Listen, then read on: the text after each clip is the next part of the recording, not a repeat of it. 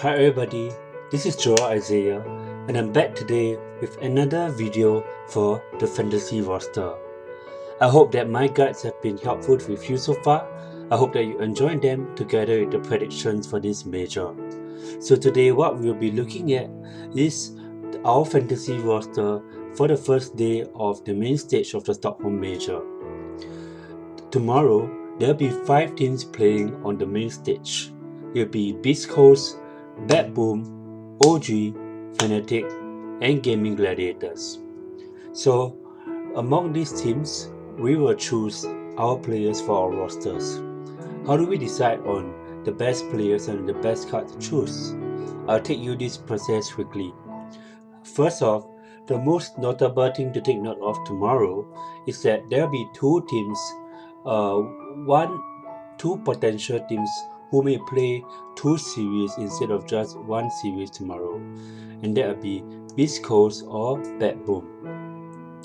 If you look at this, which is my prediction for the Stockholm major, so far I'm right that Tundra 2-0 Thunder Awaken and that TSM 2-0 Gaimin Gladiators and that Fnatic 2-1 T1. So tomorrow the games that we have is Beastcoast against BetBoom, OG against Fnatic, and then the winner of Beastcoast or BetBoom against Gaimin Gladiators. So either Beastcoast or BetBoom will be playing 2 series tomorrow, and as you can see here, I think that the one that will play 2 series tomorrow will be BetBoom. So why do I think that?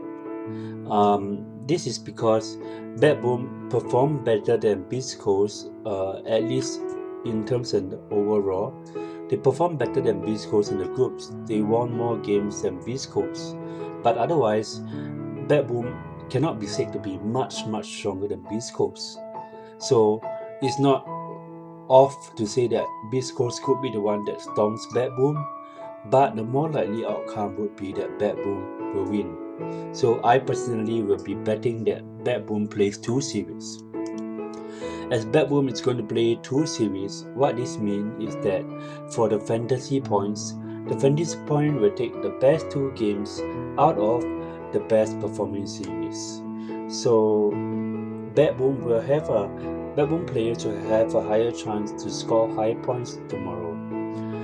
So to be very conservative, let's set a multiplier to BetBoom's average player scores for fantasy, and I use a multiplier of 1.1 times.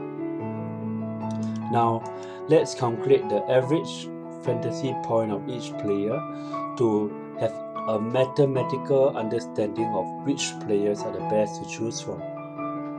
So let's look at the core and carry role first, okay? As we know, based on the average, Darkseid is the top, followed by Raven, then Uragi. Duratro and K1 are the next, but if you look at the total points on the right here, Duratro and K1 do not score as well as the other carries, and Darkseid scores much higher. Raven and Uragi do score quite well as well. Also, to take into account, I use a multiplier as well for the BetBoom players. So I multiply Darkseid's average score 16.7 by 1.1, and this gives 18.4. That will mean that Darkseid could possibly score even more than 2 points higher than the other players per game, and that would actually mean that he would score possibly an average of 36 or 37 tomorrow. Well, that's just an overview, and an overview will do for now. So let's move on to the mid row. For the mid row, the rankings are Armel, then BZM or Lau, and then C Smile, and then Boom. So you can see that Armel scores really high, and BZM and Lau are not far off. But for C Smile and Boom, they score much lower than the other 3. So if you want to be safe by average points, we would not choose C Small and Boom. Again, BetBoom players have the 1.1 multiplier, and after the multiplier, Lau is at 18.689, and that's much higher than Armel. So if there are 2 games average tomorrow, Armel would by average score about 35, but for Lau, he would score an average of more than 37, so that is at least a 2-point difference. Lastly, let's look at supports. For the supports, the traditional average is that DJ and Jonelle are the top, followed by Tofu and then Suneko. Then the Beastcoast supports, and then Celery, Taiga, and then Force Major. Based on the overall score, you can see that the top performing ones are Fnatic supports and Tofu, followed by then Soneko, and then the Beastcoast and all these. Yeah. So again to note, I multiplied the BetBoom supports. After multiplying for Force Major, it's at 12.5, which is in the middle. And then for Soneko, after multiplying, he's at the top. He's scoring almost 1 point higher than DJ. Again, that would mean his may score almost 2 points higher than the next highest support for Fantasy tomorrow. Now, with this overview, our top choices for the core role would then definitely be Desert. The mid, it would be Lar, and then for the support, it will be Soneko. And as you can see, all three of these top picks are from BetBoom, and this has to do with the assumption that BetBoom will beat Beastcoast. So bear that in mind, because if you don't think that will happen and you think Beastcoast will be the one that play 2 series, you have to adjust accordingly. So in my conclusion, Darkseid is a clear choice for carry, and that will then follow by either Raven or Uragi. You choose either Raven or Uragi based on which team you win. If you think that Fnatic will beat OG, it's probably better to choose Raven because he will take down more towers than the throne. Likewise, vice versa, if you think OG will win. The last choice then would be K1, and you may pay more attention to K1 if you think that Beastcoast will beat BetBoom instead. Yeah.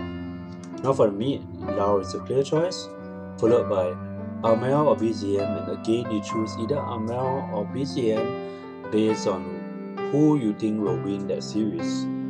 Last, C-Smile, and you probably again you choose this if you think that Beastcoast will win. For support, Soneko is the good choice, and then closely following Soneko are the Fnatic supports and Taiga. So why is Taiga here even though Taiga is appearing towards the bottom? Well, the reason is special, so let me explain. Taiga is playing in OG, and in OG, Supp is standing in as a boss 5. Supp has been playing quite well, but is not exactly a boss 5 player. Because of that, Taiga has been adjusting his picks and his playstyle to become more like a boss 5. He may buy more consumables, but more notably, he may be the one that does more of the warding and more of the stacking. And so, bearing that in mind, Taiga's score of 2.62 for ward may be much higher than 2.62. His score of 1.5 for campstat may be much higher. So even though his score is 12 here, you could even add 1 point due to additional warding and stacking. So he's maybe around say 13. Even then, DJ and Jonelle might still be the better choice as they are consistently good support in terms of doing things like warding and stunning and all of that. Yeah. The last choice for the support is Force Major, because if BetBoom plays 2 series, his score will be multiplied as well. Okay, now with this overview, right, you also have to take your card bonuses into account to make the final decision.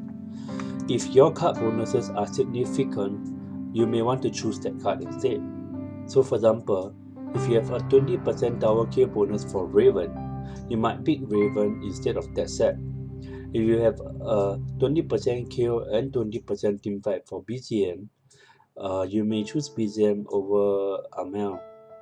If you have 20% observer wards for Jonelle, and Jonelle already has the highest warding among the supports here, then yeah, you definitely want to pick your Jonelle card. So you consider how much additional points you get from the bonus and see if you think that card will score even higher than the traditional best choice like the Darkseid, the Lao and the Sonico. As an example, if your Jonel has 20% outboards bonus, he may score better than Sonico. Let's do the math. So Sonico after multiplier is 14.9, right? And Jonel is 14. So if you have a 20% warding for Jonel, which is 6 times 20%, that would be about 1.2. And then Jonel will be 15.2. That is higher than Sonico. So instead of so since you can pick 2 support, your first choice would then become Jonel first and then Sonico. So this gives you a rough idea. Basically, when you look at the card bonuses, look at the most significant bonuses. You can also refer to this sheet, which I will put in the video link, and look at these orange or yellow highlights that signify the factors that the players score best in fantasy, where Jonel is 6 for observer. And that's why if you see that your card bonuses on a particular player is going to give you a lot of points, then yeah, you may want to consider that card even if you wouldn't consider otherwise. So with that, I hope this video really helps you for your fantasy tomorrow, and all the best, and let's watch the games tomorrow together. See ya.